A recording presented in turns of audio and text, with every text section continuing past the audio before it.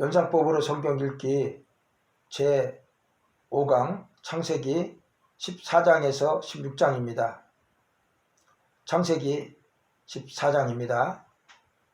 소돔 왕이 그돌라오멜 왕을 12년 동안 섬기다가 배반을 하게 되자 소돔 왕을 향해 그돌라오멜 왕이 그대여 돌아옴매 돌아오라고 압박을 가합니다. 소돔은 소동을 하고 소돔 왕은 이에 아랑곳하지 않자 그돌라오멜 왕이 연합군을 조직을 해서 소돔을 공격하게 이릅니다. 싸움터라는 뜻을 가진 시딤 골짜기에서 치열한 전투가 벌어지게 되는데 소돔 왕이 참패를 당합니다. 시체가 뒹굴어 다니니 이곳을 줄여서 시딤이라는 것이겠죠. 이 전투에서 아브라함의 조카 롯과 그 식솔들이 사로잡혀 가고 그 재물을 탈취당하게 됩니다. 이 소식을 접해 들은 아브라함이 집에서 길러온 318명의 용사, 소위 3.18 특수부대를 이끌고 적진에 들어가서 사로잡힌 조카 롯과 그 식솔들을 구출해내고 탈취당한 재물들을 다 찾아오게 되죠. 돌아오는 길에 살렘 왕 멜기세덱을 만나게 됩니다. 살렘 왕은 살려 평강을 주시는 왕이요, 멜기세덱은 세상의 모든 짐을 멜기세 대단하신 대속주 예수 그리스도이십니다. 15장입니다. 다메섹에서 한 청년이 아브라함에게 종으로 들어오죠. 아브라함이 이 청년이 너무 신실하니까 자기 양아들을 삼고 새 이름을 지어주게 됩니다. 다메섹에서 온 엘리에셀이라고요. 다메섹 엘리에셀. 엘리에셀은 히브리식 이름인데 엘리는 나의 하나님이란 뜻이 있죠. 너무 우리 귀에 익어 있을 것입니다. 예수님께서 십자가상에서 엘리 엘리 라마 사막다니 부르셨던 말씀이기 때문이죠. 나의 하나님, 나의 하나님이여 나를 왜 버리시나이까. 이러므로 엘리는 나의 하나님 이란 뜻이 우리 머릿속에 많이 각인되어 있기 때문에 특별히 연상이 필요하지 않을 것 같으네요. 그런데 에셀은 좀 연상을 해야 될 것 같습니다. 에셀은 도우심이란 뜻이 있습니다.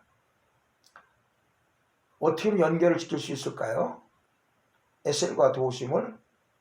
애들은 셀프 컨트롤이 잘 안 되죠. 자기 통제가 잘 안 된다는 것입니다. 그래서 그 누군가의 도움이 필요합니다. 하나님의 도움을 받으면 좋겠죠? 셀프 컨트롤이 되지 않기 때문에 도우심이 필요하다. 그래서 에셀입니다. 엘리에셀. 나의 하나님이 나의 도움이시다. 그런 의미를 가지고 아브라함이 이름을 지어준 겁니다.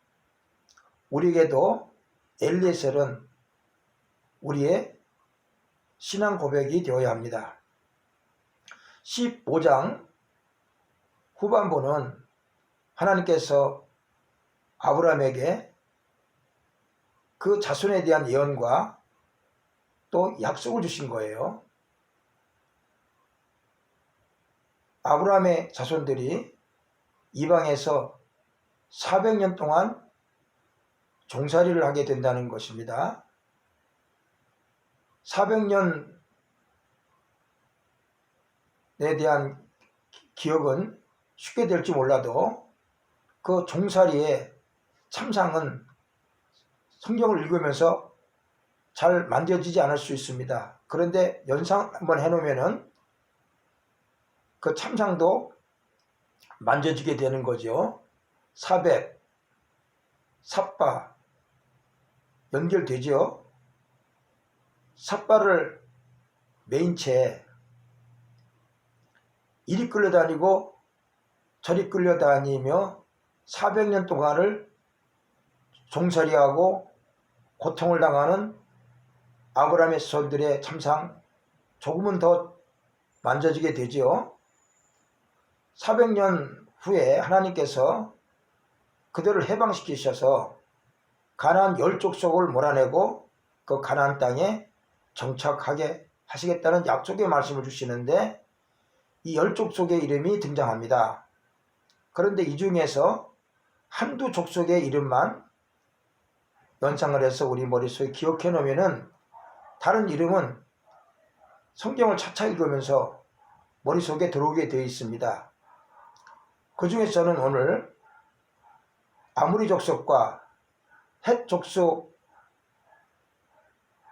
연상으로 한번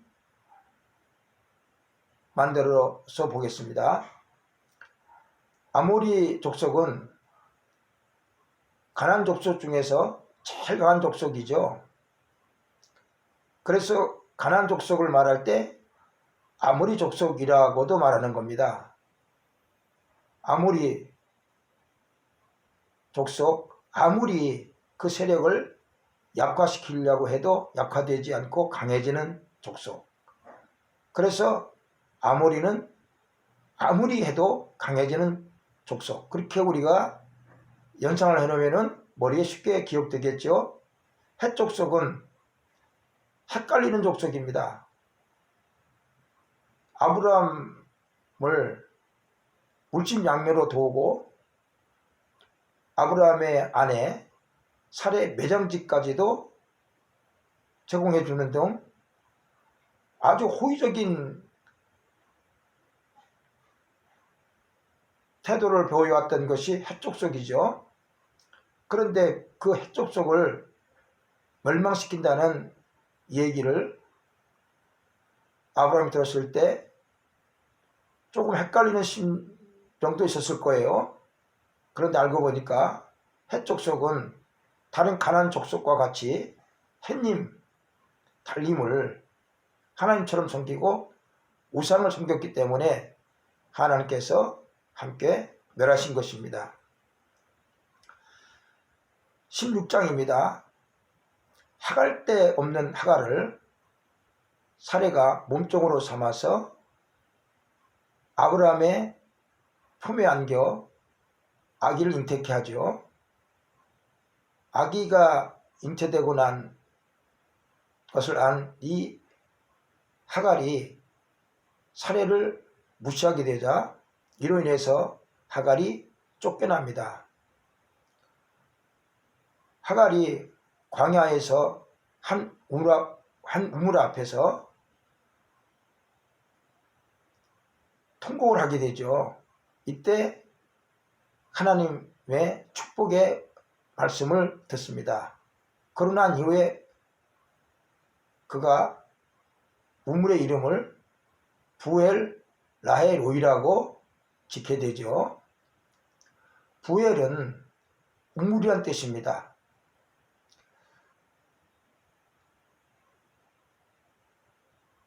옛날 그 우리 아낙네들이 부해가 나면은 어딜 가죠? 우물을 가서 두루박에 물을 길어서 시큰 마시면은 화가 수그러지고 했답니다.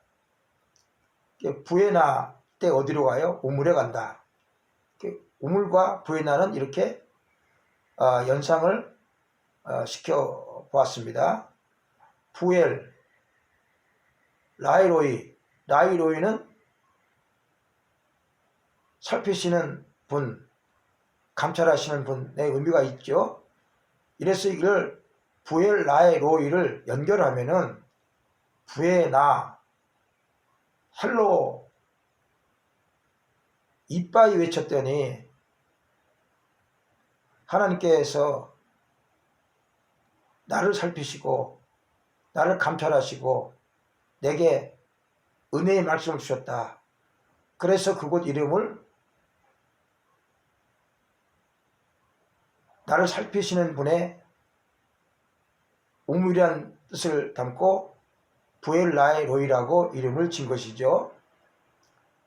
우리는 나를 감찰하시는 분의 우물, 곧 하나님의 말씀 안으로 들어가야 합니다.